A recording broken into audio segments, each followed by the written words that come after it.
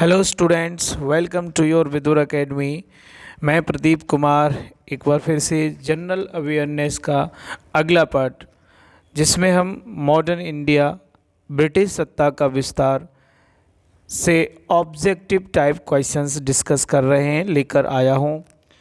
तो शुरुआत करते हैं आज का पहला प्रश्न। उससे पहले वीडियो को ज़्यादा से ज़्यादा अपने दोस्तों में शेयर कीजिए, और यदि चैनल को सब्सक्राइब अभी तक नहीं किया है तो अभी चैनल को सब्सक्राइब कर लीजिए।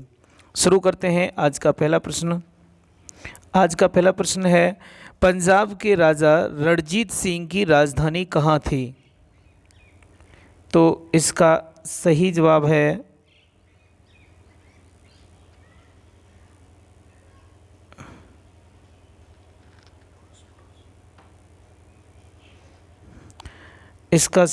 है ऑप्शन नंबर 2, लाहौर। अगला प्रश्न,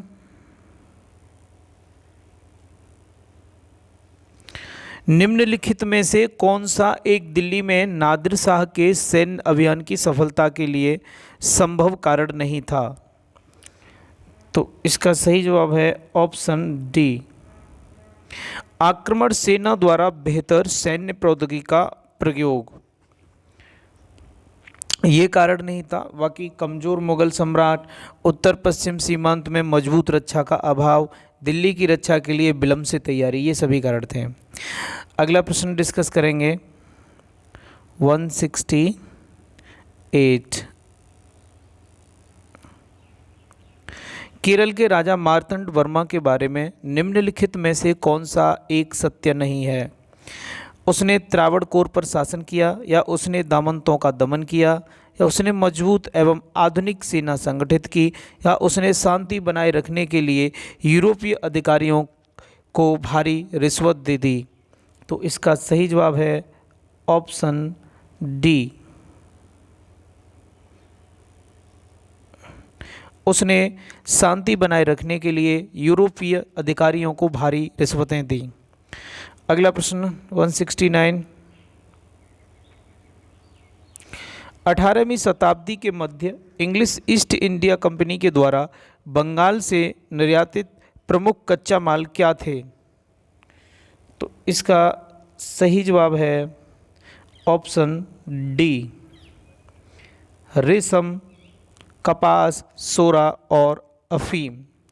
अगला प्रश्न है, प्रथम आंग्ल मैसूर युद्ध जो 1767 से 1769 तक लड़ा गया, इसमें कौन विजयी हुआ? तो इसका सही जवाब है हैदर अली। ये नहीं है, इसका सही जवाब है हैदर अली। अगला प्रश्न, प्लासी के युद्ध के समय बंगाल का नवाब कौन था? तो सही जवाब है ऑप्शन सी, सिराजुद्दौला। आइए आगे बढ़ते हैं, और अब हम क्वेश्चन डिस्कस करेंगे ब्रिटिश शासन का भारतीय अर्थव्यवस्था पर प्रभाव। यहाँ से ऑब्जेक्टिव टाइप क्वेश्चंस डिस्कस करेंगे। तो ये पहला प्रश्न होगा, अंग्रेजी शासन का प्रभाव किस क्षेत्र में अधिक पड़ा? तो इसका सही जवाब होगा आर्थिक। आर्थिक क्षेत्र में अंग्रेजी शासन का प्रभाव अधिक पड़ा था। अगला प्रश्न डिस्कस करेंगे, सूची फर्स्ट को सूची सेकंड से मिलाना है और देखते हैं क्या है। तो इसका सही जवाब ऑप्शन पहला ही होगा। वाणिज्यिक चरण, इसकी विशेषता क्या थी? एकाधिपत्य व्यापार व प्रत्यक्ष विनियोग का काल। औद्योगिक चरण, मुक्त व्यापार का काल। वित्तीय पूंजीवाद, ब्रिटिश पूंजी निवेश का काल। अगला क्वेश्चन डिस्कस करेंगे, क्वेश्चन नंबर 3 होगा, भारत में अंग्रेजों की लूट किस महत्वपूर्ण घटना के बाद शुरू हो गई थी? तो इसका सही जवाब है ऑप्शन ए, प्लासी के युद्ध के पश्चात।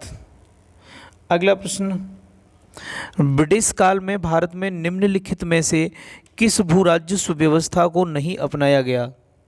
तो इसका सही जवाब है दहसाला व्यवस्था। बाकी देखो, रैयतवाड़ी व्यवस्था स्थायी बंदोबस्त, महलवाड़ी व्यवस्था, सभी व्यवस्थाओं को अपनाया गया था। दहसाला व्यवस्था थी, इसको नहीं अपनाया गया था। अगला प्रश्न है, भारत में प्रथम रेल लाइन किसने बिछवाई थी? तो इसका सही जवाब है लॉर्ड डलहौजी ने। भारत से ब्रिटेन की ओर संपत्ति के अपवहन, ड्रेन ऑफ वेल्थ का सिद्धांत किसने प्रतिपादित किया? तो इसका सही जवाब है दादा भाई नौरोजी ने। वर्ष 1853 में लॉर्ड डलहौजी ने जो पहली टेलीग्राफ लाइन शुरू की वह किसके बीच थी? तो इसका सही जवाब है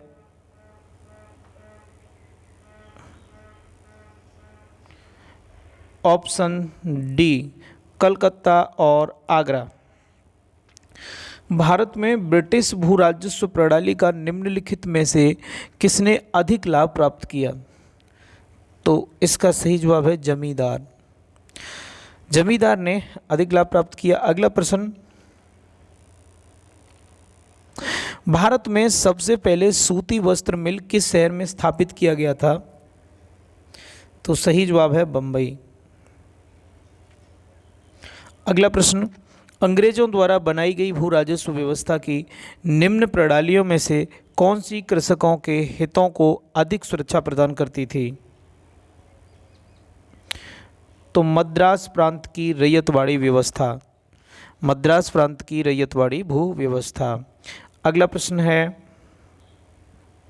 किसके द्वारा बंगाल और बिहार का स्थायी बंदोबस्त, इस्तमरारी बंदोबस्त शुरू किया गया, यानी परमानेंट सेटलमेंट? तो सही जवाब है लॉर्ड कॉर्नवालिस। अगला प्रश्न, ये सभी क्वेश्चंस आगामी प्रतियोगी परीक्षाओं के लिए अति महत्वपूर्ण हैं, तो यहाँ से सभी क्वेश्चंस पढ़ते रहिए। वीडियो को कम से कम 2 बार देखिए और अपने दोस्तों में भी ज़्यादा से ज़्यादा शेयर कीजिए। ब्रिटिश सरकार ने भारत में स्थायी बंदोबस्त कब लागू किया? तो इसका सही जवाब है 1793 में, 1793 में। अगला प्रश्न, रैयतवाड़ी व्यवस्था कब लागू की गई? तो दोस्तों इसका सही जवाब है 1820 में, 1820। अगला प्रश्न, पहली बार औपचारिक रूप से महलवाड़ी प्रथा कब लागू की गई? तो इसका सही जवाब होगा ऑप्शन डी, 1822 में। अगला प्रश्न है, स्थायी बंदोबस्त जिन क्षेत्रों में लागू किए गए उनमें शामिल हैं? ऑप्शन डी, यानी ये सभी शामिल हैं, बंगाल, बिहार, उड़ीसा, मद्रास के उत्तरी जिले, बनारस। अगला प्रश्न पढ़ेंगे। अगला है, अंग्रेजी शासनकाल में भारत का कौन सा क्षेत्र अफीम उत्पादन के लिए प्रसिद्ध था? तो इसका सही जवाब है बिहार। अगला प्रश्न, 18वीं सदी में बंगाल में वस्त्र उद्योग के पतन के लिए उत्तरदायी क्या था? तो इसका जवाब है ब्रिटेन को निर्यात करने वाले माल पर उच्च तटकर। अगला प्रश्न, नील कृषकों की दुर्दशा पर लिखी गई पुस्तक नील दर्पण के लेखक कौन थे? तो ऑप्शन 2, दीनबंधु मित्र। अंग्रेजों द्वारा सर्वप्रथम कहवा बागान लगाए गए थे वायनाड जनपद में। अंग्रेजी शासन के दौरान भारत के आर्थिक दोहन के विचार का प्रतिपादन किसने किया था? तो इसका सही जवाब है दादा भाई नौरोजी ने। अगला प्रश्न, भारत में अंग्रेजों के समय में प्रथम जनगणना किसके कार्यकाल में हुई? तो लॉर्ड मेयो के कार्यकाल में। सर टॉमस मुनरो किस भू राजस्व बंदोबस्त से संबंधित हैं? सही जवाब है रैयतवाड़ी बंदोबस्त से। भारत में प्रथम रेल लाइन का निर्माण 1853 में किन नगरों के बीच हुआ? तो सही जवाब है बम्बई और थाड़े। अगला प्रश्न, स्वतंत्रता पूर्व अवधि में ब्रिटिश सरकार द्वारा भारत में आधुनिक शिक्षा के प्रसार का मुख्य उद्देश्य क्या था? तो इसका सही जवाब होगा ऑप्शन ए। क्या छोटे प्रशासनिक पदों पर नियुक्ति हेतु शिक्षित भारतीयों की आवश्यकता। तो आज के लिए बस इतना ही। यहाँ से आगे अगली वीडियो में डिस्कस करेंगे। बने रहिए हमारे साथ, चैनल को सब्सक्राइब कीजिए, ज़्यादा से ज़्यादा अपने दोस्तों में शेयर कीजिए और हम ऐसे ही नई नई वीडियो हर रोज़ लाते रहेंगे। Thanks for watching. मिलते हैं अगली वीडियो में।